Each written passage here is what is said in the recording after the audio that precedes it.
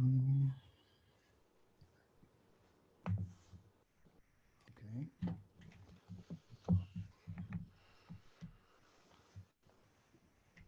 Your entire screen.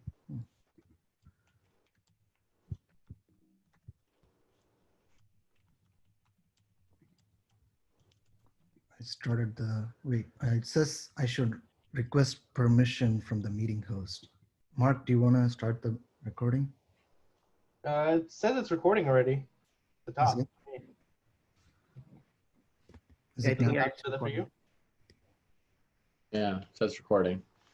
Okay. Okay. Yeah, then I guess I'll start. So I wanted to talk about how we can do programmatic refactoring in our code base. This is something that has come up in the past a few times when we had to do large scale code upgrades like Jackson to Cersei.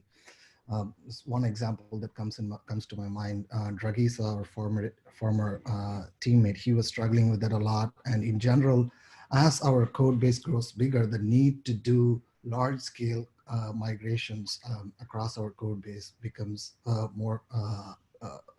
frequent problem. So you may all know that we are already using scalafix in our code base. Not everywhere, but at least in DA, it's used. It's disabled in other projects, and it's left to the discretion of the developers to enable it and use it. IntelliJ users have not had much of a reason to even look at it, understand it. But if you are using a text editor, I'm pretty sure you are familiar with this because it offers a lot of refactoring and linting options, as the description says. Um, so let's go to their website, and they also provide an API where you can write these. They have some predefined rules. We use their rules like remove unused imports much more frequently. But they also have a developer guide where you can come up with your rules to write this migration code, and then you can use scalafix to run those rules across your code base, and it will programmatically update your code base. So that's the gist of it. Um, so I started playing around with this for the Akka upgrade from 2.5 to 2.6. So Akka 2.6 has some breaking changes. They have a migration guide. Um, I pasted it in the PR. So if you go through all of this, I think the one that we actually care about and the one that affects us the most is they have removed actor materializer.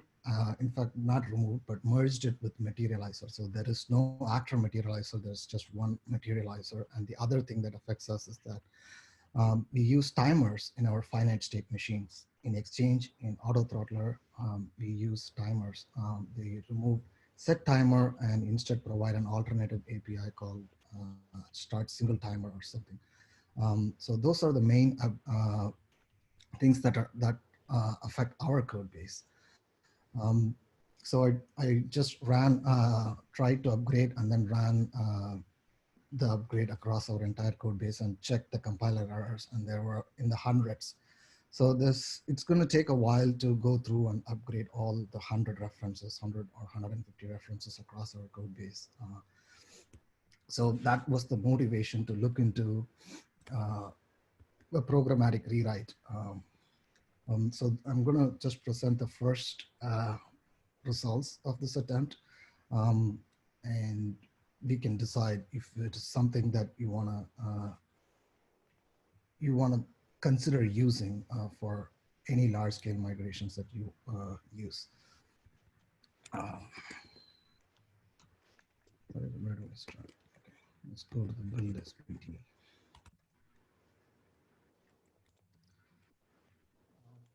The project setup is I have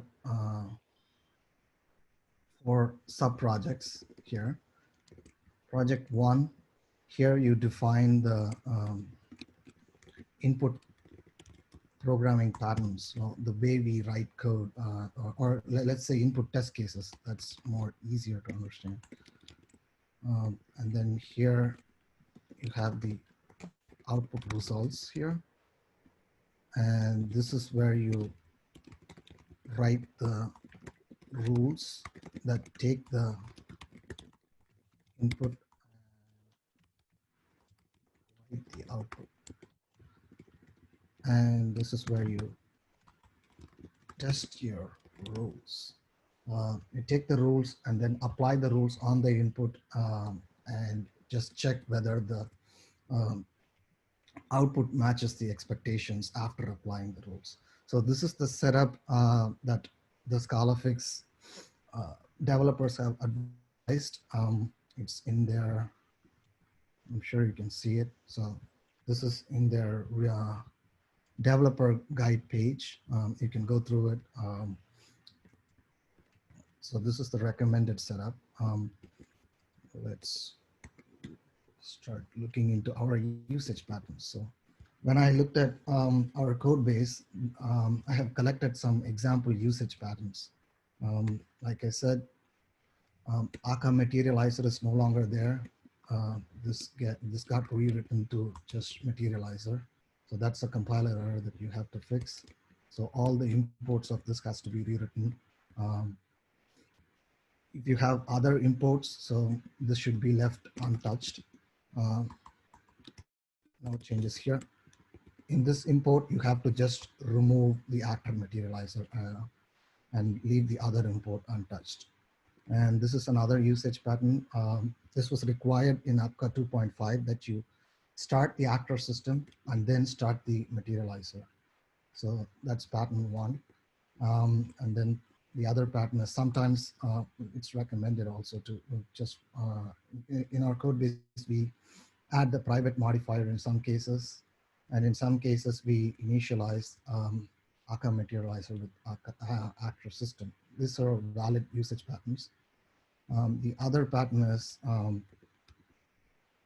so we pass actor system and materializer as implicit arguments to class, as implicit arguments to functions. That's these examples here. And in some cases, we don't pass the actor system at all, just the actor materializer. So in the cases where you pass both actor system and materializer, the 2.6 migration rule says actor system already contains materializer, so it's safe to remove actor materializer. So we're just going to remove actor materializer in those cases. And this case is different because you don't have an actor system here. So in this case, you have to rewrite.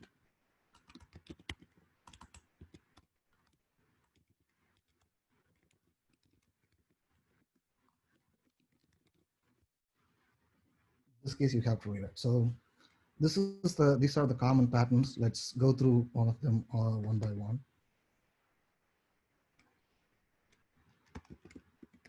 I'm going to add all the imports here. Remove comments.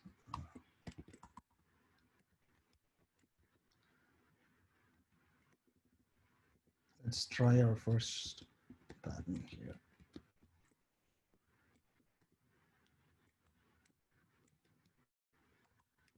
Project setup running, which hopefully will detect this and take the input and write the output. So it takes the input, finds out that finds what the output should be, and it promotes the output to the output file. So this is the output file now. Here, as you can see, this actor materializer got removed. That's what we want as part of our migration because we already have an implicit actor system. We want that to be removed. So that got removed.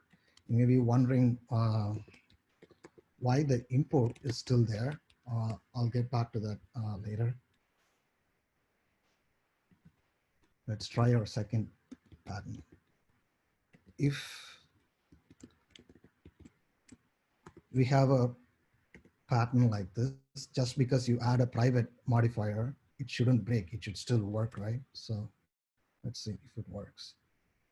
It should still remove that actor materializer. Yeah, it removed it. And the other usage pattern is this. Sometimes we call this actor materializer with an actor system. So this should also be removed because you already have an actor system here. Okay, the system, I just wrote it as AS here. That's why it's failing. Materializer is already defined. That's true. Let's remove it.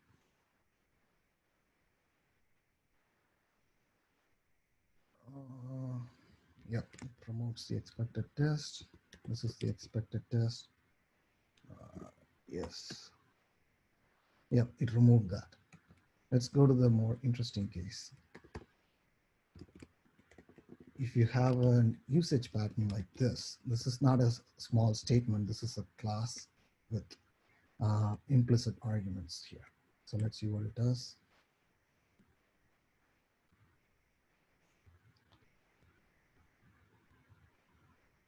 Okay, let's go here and look at what happened here.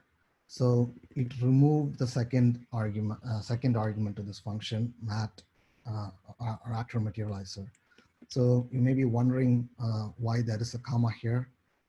So maybe now is a good time to segue into what these migration rules are that actually does this thing. Um, okay, according to the scalafix developer guide, you have to, if you're writing a new rule, you extend semantic rule with the name of the rule, and then you override this function called fix, and it gets the entire semantic document here as an input, and then you modify the document the way you want to produce the output that you want.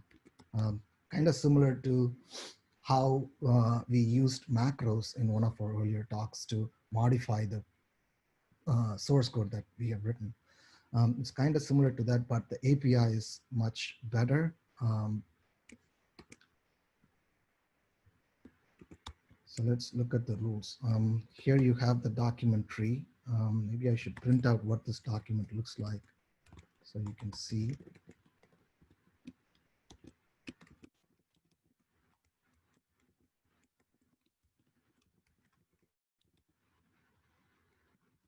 Structure. Let's see. This time when it compiles, I'm hoping that it will give a tree of everything that we have defined so far. So if you print out, it gives the entire document tree. As you can see, it starts with the package name test. All the imports are defined here. The object, singleton object or rule name is defined here. The implicit statements are defined here. Scroll down, you have implicit val, and then you have the class that you defined there. So everything is here. All you have to do is just pattern match and make the changes that you want. Let's look at the rules then. I'll comment this out. So the first rule is if it is an implicit statement, I just have some logic that checks, okay, if it's an implicit statement, then that is relevant to this rule. Check if it has actor materializer constructor in it. And if it does, then replace the tree with an empty node. The same here. This rule here will remove the statements, this one and this one, the first block. And the actor constructor, actor materializer with double constructor, that is taken care of by this rule here. So this is explicitly defined on val statements. So if you want to make any changes to val statements, you capture the val statements, you have access to the modifiers, you have access to the Tokens in statement, you have access to type name and you have access to the right-hand side of the val statement. And you just write some dumb logic to apply the patch. You replace the tree and then you put an insert empty node or whatever you want. If none of this match, just leave the tree unaltered. As you can guess, from here on out, it's just manipulating the AST that your input file has. Uh, the second catch is if you have a class, again, you pattern match on it. You have access to modifiers, type names, type parameters, CSTR, that's the constructor, and the body of the class. You have access to all of those. And I have some dumb logic to go through the class and then, sorry, not go through the entire class, but go through the implicit arguments of the class and then capture the argument that has this materializer and just remove that materializer argument. You can look at that if you want. So remove, in some cases, I want to remove the actor materializer, and in some cases, I want to just rename the actor materializer. I have the logic that does that here. The interesting part is um, why the comma that you saw here. So why does it produce a comma here? Instead, when it removes the entire argument, it should remove the entire thing, right? Why did it leave the comma? So that's one of the problems that I haven't been able to figure out, but I'm going to make a case to argue that it's not as bad as it looks. I'm pretty sure it can be done. In fact, I wrote some code to do that here. It removed the comma, but it also removed the comments within the block of the class. So I'm still working to figure that out. But even when it leaves the comma, I want to make the case that it's much, much better than leaving it untouched like this. Wait, no, that's not what I want. Than having something like this, or materializer, or string, or whatever. Because if you leave a or in a compiler phase, syntax checking is the very first thing the compiler does. If it detects a comma, it's going to point you to the error right away. If you leave it without, if you have something that's syntactically valid but semantically incorrect, that happens much later. So if you hadn't written anything like this, and you had an error here, actor materializer, think about all the phases that the Scala compiler has to go through, which is notoriously famous for being slow. So it has to pass the syntax checking phase, it has to go through the type checking phase, it will pass the type checking phase, it will go through the semantic checking phase, it will pass that, and then it will look at the deprecated warnings on classes and then throw you an alert, throw you an error. So when I was working with just the comma, the compiler would spit out the error in an instant.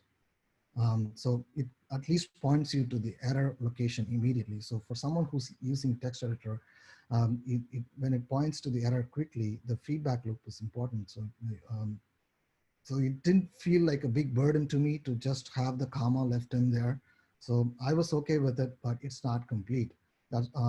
So if we have any motivation to open source something like this, because I don't, from what I know, no one has written a migration tool from 2.5 to 2.6. So if we want to do that, we have to fix it and then release it for wider use.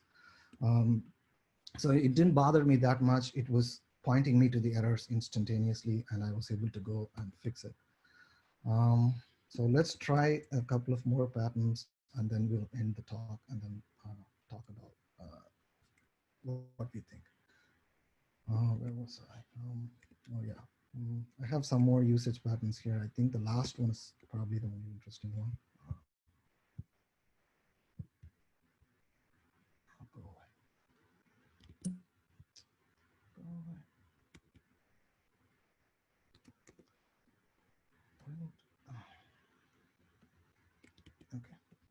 copied it.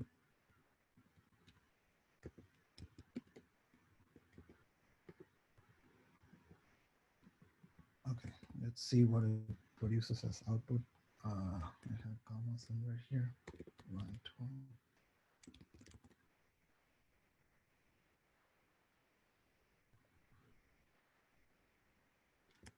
Okay, produces the output here. Yeah. So in all the other samples, it left the code untouched. It removed the actor materializer here. It removed the actor materializer here. And when it did not have actor system, it just rewrote actor materializer to materializer. Um, so that's, you will not get a compiler error. You don't have to go and fix it. The migration rule took care of it already. So let's look at what happened to the imports. I told you the imports aren't going away here. That's a tricky situation that I realized after I started applying the migration rule. I had this case to handle import statements. So if you have an import statement with actor materializer, uh, just remove it because I don't need it. And what happened was, because it removed the imports first, and then moved on to the rest of the document. It was throwing compiler errors saying, I can't recognize actor materializer. So the compiler has to pass first for the scalafix rules to be applied. So that's why I had it commented out. So I think in the next iteration, it would have removed it. Yeah, here you can see the diff. Now it removed it. It's totally possible to remove imports. In fact, scalafix is mostly used to organize and remove imports. So as you can see in the input, you have actor materializer, and in the output, you don't have actor materializer. I believe you can also introduce new imports. If you're rewriting and a class that you want is not present in the file, you can just add it. Um, yeah. What else is there to talk about? Oh yeah. Some things I've written down is that as I was going through our code base to upgrade Akka, maybe these are just team specific conversations that I don't want to get recorded. Mark, can you stop recording?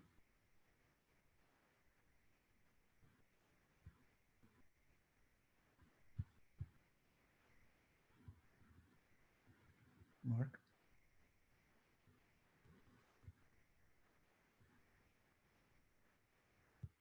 is Mark not on?